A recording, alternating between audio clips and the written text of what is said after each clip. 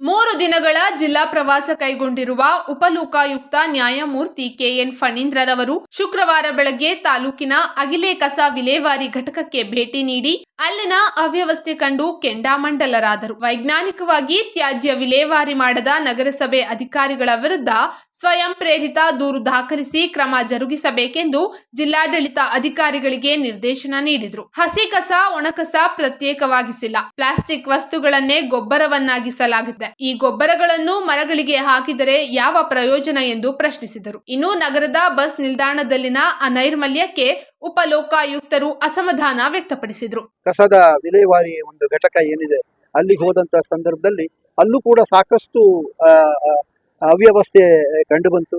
ಸುತ್ತಮುತ್ತಲಿನ ಜನಗಳಿಗೆ ನೊಣ, ಸೊಳ್ಳೆ ಅವುಗಳ ಕಾಟ ಜಾಸ್ತಿ ಆಗಿದೆ. ನಾಯಿಗಳ ಕಾಟ ತುಂಬಾ ಜಾಸ್ತಿ ಆಗಿದೆ. ಮಕ್ಕಳು ಮರಿಗಳೆಲ್ಲ ಫ್ರೀಯಾಗಿ ಓಡಾಡೋದಕ್ಕೆ ಅವಕಾಶ ಇಲ್ಲ. ರೈತರಿಗೆ ಅಲ್ಲಿರ್ತಕ್ಕಂಥ ಕಲುಷಿತವಾದ ನೀರು ಕೆರೆಗಳಿಗೆ ಅಥವಾ ಸುತ್ತಮುತ್ತಲಿನ ಕಟ್ಟೆಗಳಿಗೆ ದನಕರುಗಳು ನೀರು ಕುಡಿತಕ್ಕಂಥ ಕಟ್ಟೆಗಳಿಗೆ ಅಲ್ಲೆಲ್ಲ ಹೋಗಿ ಆ ನೀರು ಕಲುಷಿತ ಆಗ್ತಾ ಇದೆ ಅಂತಂದು ಹೇಳಿದ್ರು. ಅದಕ್ಕೂ ಕೂಡ ಗೊಬ್ಬರನೂ ಕೂಡ ನಮಗೆ ಇಲ್ಲಿ ಸಪ್ಲೈ ಮಾಡ್ತಾ ಇಲ್ಲ, ಬೇರೆ ಯಾವುದೋ ಒಂದು ಡಿಸ್ಟ್ರಿಕ್ಟಿಗೆ ಸಪ್ಲೈ ಮಾಡ್ತಾರೆ ಅಂತ ಕೂಡ ಹೇಳಿದ್ರು. ಅದಕ್ಕೂ ಕೂಡ ಸರಿಯಾದ ಅವರಿಗೆ ನಿರ್ದೇಶನವನ್ನು ಕೊಟ್ಟು ಸಂಸ್ಕರಣೆ ಸರಿಯಾಗಿ ಆಗಬೇಕು. ಡ್ರೈ ವೇಸ್ಟ್ ಮತ್ತು ವೆಟ್ ವೇಸ್ಟ್ ಬೇರೆ ಬೇರೆ ರೀತಿಯಲ್ಲಿ ಸಂಸ್ಕರಣೆ ಆಗತಕ್ಕಂಥ ಬೇಕಾದಷ್ಟು ಮೆಷಿನ್ಸ್ ಇವತ್ತು ಬೇಕಾದಷ್ಟು ಕಂಟ್ರಿಗಳು ತಯಾರು ಮಾಡಿವೆ. ನಮ್ಮ ಕಂಟ್ರಿನೇ ತಯಾರು ಮಾಡ್ಬೋದು ಅಥವಾ ತರಿಸ್ಕೋಬಹುದು. ಬೆಂಗಳೂರಿನಲ್ಲಿ ಇವಾಗ 2-3 ಕಡೆ ಅದನ್ನು ಇನ್ಸ್ಟಾಲ್ ಮಾಡಿದ್ದಾರೆ.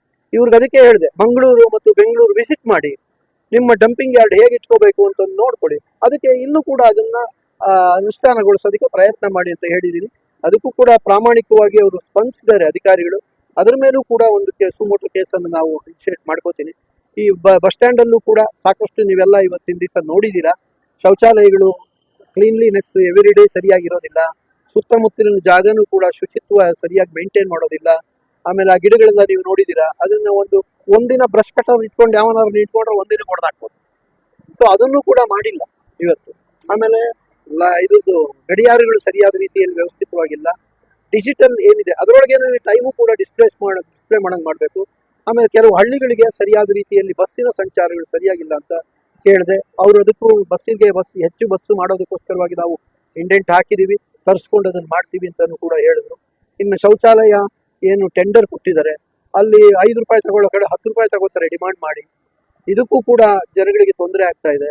ಮತ್ತು ಈ ಅಂಗಡಿಗಳಿದೆ, ಅಂಗಡಿಯಲ್ಲೂ ಕೂಡ MRP ರೇಟ್ಗಿಂತ ಜಾಸ್ತಿ ತಗೋತಾರೆ ಅಂತಂದು ಹೇಳ್ತಾರೆ. ಇದಕ್ಕೆ ಅವರು DC ಅವರು ಇದ್ದವರು ಇದಕ್ಕೆ ನಾವು ಸರಿಯಾದ ರೀತಿ ವ್ಯವಸ್ಥಿತವಾಗಿ ಸೂಪರ್ವಿಷನ್ ಮಾಡ್ತೀವಿ, ಯಾವುದೇ ಒಂದು ಅಕ್ರಮ ಆಗದಂತ ಕ್ರಮ ತಗೋತೀವಿ ಅಂತಂದು ಹೇಳಿದ್ರು. CCTVನಲ್ಲಿ ಪ್ರತಿಯೊಂದು ದಿನ ರೌಂಡ್ ದಿ ಕ್ಲಾಕ್ 24 ಅವರ್ಸ್ ಯಾರಾದರೂ ಒಬ್ಬರು ಮಾನಿಟರ್ ಮಾಡೋರು ಇರಬೇಕು. ಸೆಕ್ಯೂರಿಟಿಲಿ ಇರ್ತಕ್ಕಂಥ ಪೊಲೀಸು ಕೂಡ ರೆಗ್ಯುಲರ್ 24 ಅವರ್ಸ್ ಮಾನಿಟರ್ ಮಾಡ್ತಾ ಇದ್ರೆ ಇಲ್ಲಿ ಕಳ್ತನಗಳಾಗೋದು ಅಥವಾ ಶೌಚಾಲಯಗಳಲ್ಲಿ ಆಗ್ತಕ್ಕಂಥ ಅಕ್ರಮಗಳು ಎಲ್ಲನೂ ಗಮನಕ್ಕೆ ಬರುತ್ತೆ. ಶುಚಿತ್ವ ಎಲ್ಲನೂ ಗಮನಕ್ಕೆ ಬರುತ್ತೆ. ಎಲ್ಲನೂ ಮಾನಿಟರ್ ಮಾಡಿ ಅದನ್ನು ಕ್ರಮಬದ್ಧವಾಗಿ ಮಾಡೋದಕ್ಕೆ ಒಂದು ಸಹಾಯ ಆಗುತ್ತೆ. ಡೆಪ್ಟಿ ಕಮಿಷನರ್ಗೂ ಕೂಡ ಅವರು ಕೂಡ ಇದ್ರ ಬಗ್ಗೆ ಕ್ರಮ ತಗೋತೀವಿ ಅಂತ ಹೇಳಿದ್ದಾರೆ. ಎರಡೂ ಅವ್ರಿಗೆ ಜವಾಬ್ದಾರಿ ಇರೋದ್ರಿಂದ ಸ್ವಲ್ಪ ಎಲ್ಲ ಇದಕ್ಕೆ ಕಡಿಮೆ ಒಂದು ಕಾಳಜಿಯನ್ನು ಕೊಟ್ಟರಂಗೆ ಕಾಣುತ್ತೆ.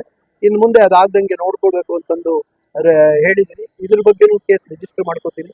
ಅವರು ಕಂಪ್ಲೈನ್ಸ್ ಮಾಡಬೇಕು. ಏನೇನು ಇಲ್ಲಿ ನಾವು ಅವ್ಯವಸ್ಥೆ ಕಂಡು ಬಂದಿದ್ದೀವಿ 1, 2, 3, 4 ಅಂತಂದು ಅದನ್ನೆಲ್ಲ ಪಾಯಿಂಟ್ ವೈಸ್ ಮಾಡಿ ಅವ್ರಿಗೆ ಕಳಿಸ್ಕೊಡ್ತೀನಿ. ಅದ್ರ ಬಗ್ಗೆ ಅವ್ರು ಏನೇನು ಕ್ರಮ ತಗೊಂಡಿದ್ದಾರೆ ಆ ಕಂಪ್ಲೈನ್ಸ್ ರಿಪೋರ್ಟ್ ಕಳಿಸ್ತಾರೆ. ಕಂಪ್ಲೈನ್ಸ್ ರಿಪೋರ್ಟ್ ಕಳಿಸಿದ್ಮೇಲೆ ನಮ್ಮ ಪೊಲೀಸ್ ಅಧಿಕಾರಿಗಳನ್ನು ಮತ್ತೆ ಕಳಿಸ್ತೀವಿ. ಫ್ರೀಕ್ವೆಂಟ್ ಆಗಿ ವಾರಕ್ಕೋ 15 ದಿವಸಕ್ಕೋ ಒಂದ್ಸರಿ ಬರ್ತಾರೆ. ಆ ಕಂಪ್ಲೈನ್ಸ್ ರಿಪೋರ್ಟ್ ಕರೆಕ್ಟ್ ಆಗಿದೆಯಾ, ನಡೀತಾ ಇದೆಯಾ ಇಲ್ವಾ ಅಂತ ನೋಡ್ತಾರೆ. ನಮಗೆ ರಿಪೋರ್ಟ್ ಅನ್ನು ಕಳಿಸ್ಕೊಡ್ತಾರೆ.